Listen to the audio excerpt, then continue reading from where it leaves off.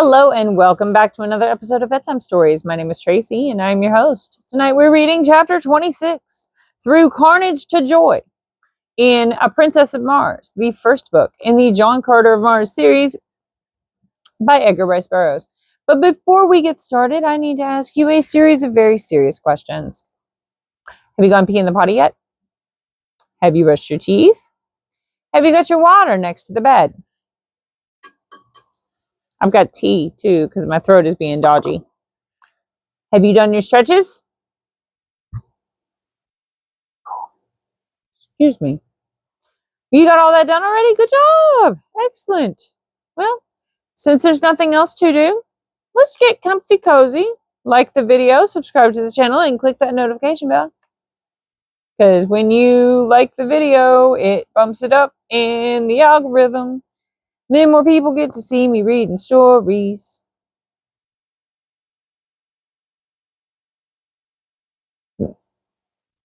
Oh, yeah. Okay, it's my turn, yeah. All right, sorry. All right. Chapter 26, Through Carnage to Joy. Sometime later, Tars Tarkas and Kantos Kan returned to report that Zodanga had been completely reduced. Her forces were entirely destroyed or captured, and no further resistance was to be expected from within. Several battleships had escaped. There were thousands of war and merchant vessels under guard of Thark warriors. The lesser hordes had commenced looting and quarreling among themselves, so it was decided that we collect what warriors we could, man as many vessels as possible with Zodangan prisoners, and make for Helium without further loss of time. 5 hours later, we sailed from the roofs of the dock buildings with a fleet of 250 battleships, carrying nearly 100,000 green warriors, followed by a fleet of transports with our thoats. Behind us, we left the stricken city in the fierce and brutal clutches of some 40,000 green warriors of the lesser hordes. They were looting, murdering, and fighting amongst themselves. In 100 places they had applied their torch, and columns of dense smoke were rising above the city, as though to blot out from the eye of heaven the horrid sights beneath.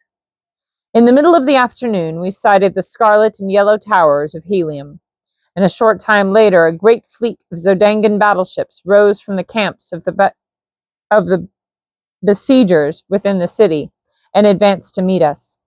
The banners of Helium had been strung from stem to stern of each of our mighty craft, but the Zodangans did not need this sign to realize we were enemies, for our green Martian warriors had opened fire upon them almost as they left the ground. With their uncanny marksmanship, they raked the oncoming fleet with volley after volley. The twin cities of Helium, perceiving that we were friends, sent out hundreds of vessels to aid us, and then began the first real air battle I had ever witnessed.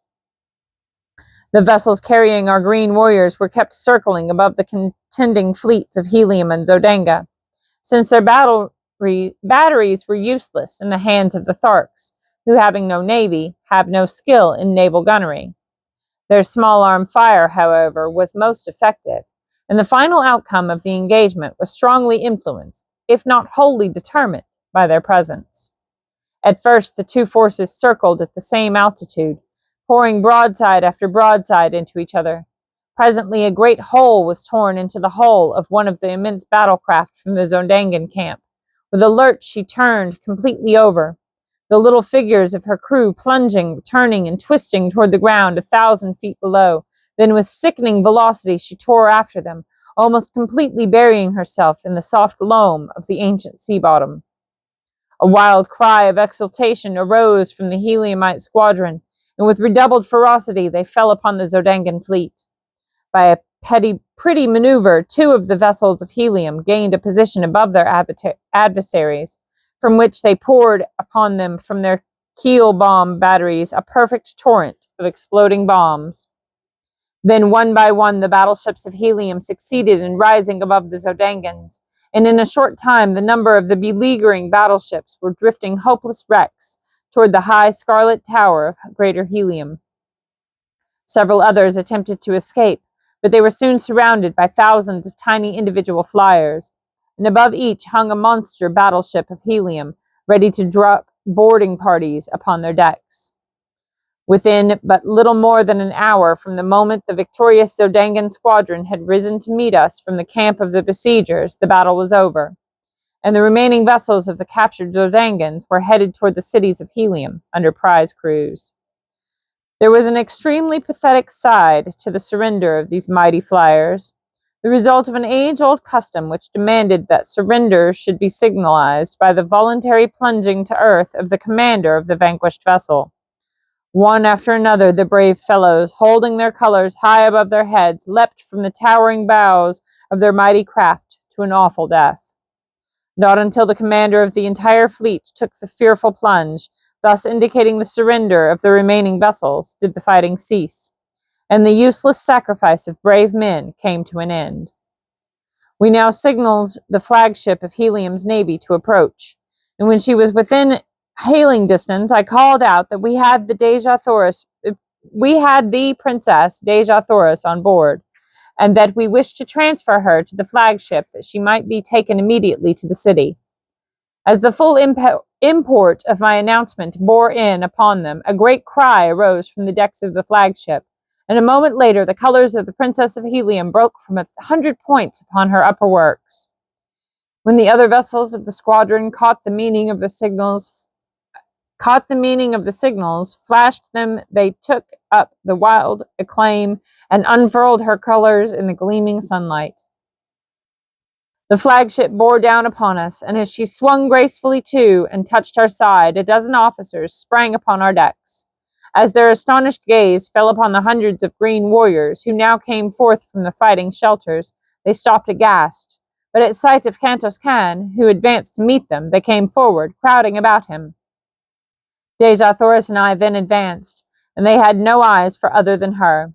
She received them gracefully, calling each by name, for they were men high in the esteem and service of her grandfather, and she knew them well. "Lay your hands upon the shoulder of John Carter," she said to them, turning toward me, "the man to whom Helium owes her princess as well as her victory today." They were very courteous to me, and said many kind and complimentary things, but what seemed to impress them most was that I had won the aid of the fierce Tharks in my campaign for the liberation of Dejah Thoris and the relief of Helium. "You owe your thanks more to another man than to me," I said, "and here he is. Meet one of Barsoom's greatest soldiers and statesmen, Tars Tarkas, Jeddak of Thark." With the same polished courtesy that had marked their manner toward me, they extended their greetings to the great Thark, nor to my surprise was he much behind them in ease of bearing or in courtly speech. Though not a garrulous race, the Tharks were extremely formal, and their ways lend themselves amazingly to dignified and courtly manners. Dejah Thoris went aboard the flagship and was much put out that I would not follow. But as I explained to her, the battle was but partly won. We still had the land forces of the besieging Zodangans to account for, and I would not leave Tars Tarkas until that had been accomplished. The commander of the naval forces of Helium promised to arrange to have the armies of Helium attack from the city in conjunction with our land attack, and so the vessels separated, and Dejah Thoris was borne in triumph back to the court of her grandfather, Tardos Mors, Jeddak of Helium. In the distance lay our fleet of transports, with the thoats of the green warriors, where they had remained during the battle. Without landing stages, it was to be a difficult matter to unload these beasts upon the open plain, but there was nothing else for it, and so we put out for a point about 10 miles from the city and began the task. It was necessary to lower the animals to the ground in slings, and this work occupied the remainder of the day and half the night. Twice we were attacked by parties of Zodangan cavalry, but with little loss, however, and after darkness shut down, they withdrew. As soon as the last thoat was unloaded, Tars Tarkas gave the command to advance, and in 3 parties we crept upon the Zodangan camp from the north, the south, and the east. About a mile from the main camp we encountered their outposts, and as had been prearranged, accepted this as the signal to charge. With wild, ferocious cries, and amidst the nasty squealing of battle-enraged thoats, we bore down upon the Zodangans. We did not catch them napping, but found a well-entrenched battle line confronting us. Time after time we were repulsed, until toward noon I began to fear for the result of the battle. The Zodangans numbered nearly a The Zodangans numbered nearly 1,000,000 fighting men, gathered from pole to pole, wherever stretched the ribbon-like waterways, while pitted against them were less than 100,000 green warriors. The forces from Helium had not arrived, nor could we receive any word from them. Just at noon, we heard heavy firing all along the line between the Zodangans and the cities, and we knew then that our much-needed reinforcements had come. Again Tars Tarkas ordered the charge, and once more the mighty Thoats bore their terrible riders against the ramparts of the enemy. At the same moment the battle line of Helium surged over the opposite breastworks of the Zodangans, and in another moment they were being crushed as between two millstones. Nobly they fought, but in vain. The plain before the city became a veritable shambles ere the last Zodangan surrendered. But finally, the carnage ceased. The prisoners were marched back to Helium, and we entered the greater city's gates, a huge triumphal procession of conquering heroes. The broad avenues were lined with women and children, among which were the few men whose duties necessitated that they remain within the city during the battle. We were greeted with an enormous round of applause and showered with ornaments of gold, platinum, silver, and precious jewels. The city had gone mad with joy. My fierce Tharks caused the wildest excitement and enthusiasm. Never before had an armed body of green warriors entered the gates of Helium, and that they came now as friends and allies filled the red men with rejoicing. That my poor services to Dejah Thoris had become known to the Heliumites was evidenced by the loud crying of my name, and by the loads of ornaments that were fastened upon me, and my huge thoat as we passed up the avenues to the palace. Oh, they're throwing ornaments all over the ugly old horse, the fat, sluggy horse. Okay, sorry. Thoats just, the way they're described, they sound like if Jabba the Hutt was not slimy, but instead had 6 legs.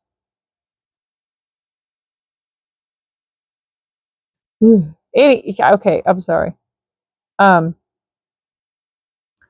my poor services to Dejah Thoris had become known to the Heliumites was evidenced by the loud crying of my name, and by the loads of ornaments that were fastened upon me and my huge thoat as we passed up the avenues to the palace.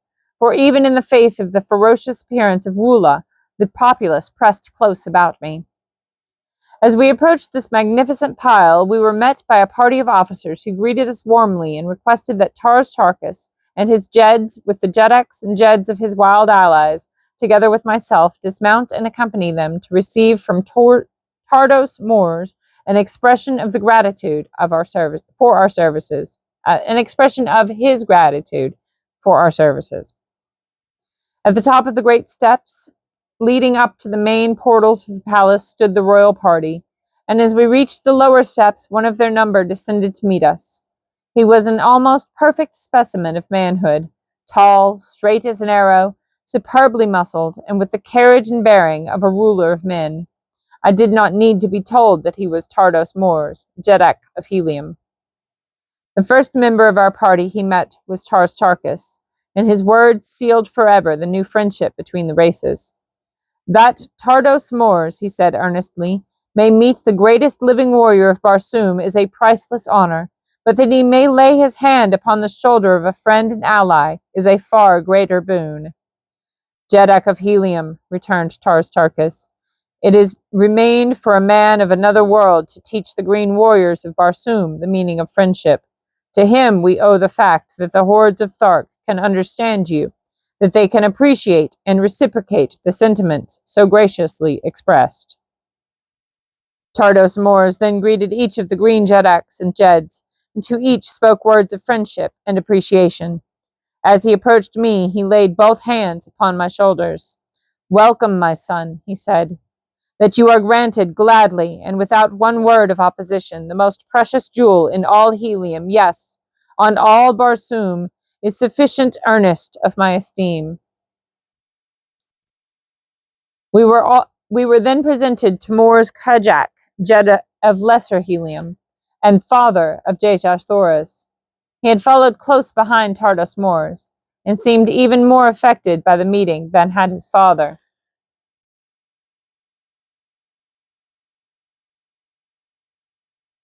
He tried a dozen times to express his gratitude to me, but his voice choked with emotion, and he could not speak. And yet he had, as was to later learn, a reputation for ferocity and fearlessness as a fighter that was remarkable even upon warlike Barsoom. In common with all Helium, he worshipped his daughter, nor could he think of what she had escaped without deep emotion. And that's the end of chapter 26. I hope you enjoyed it. Good night. Sleep tight. Don't let the bed bugs bite. And if they do, you bite them back, okay? I love you so much. Sweet dreams. Good night.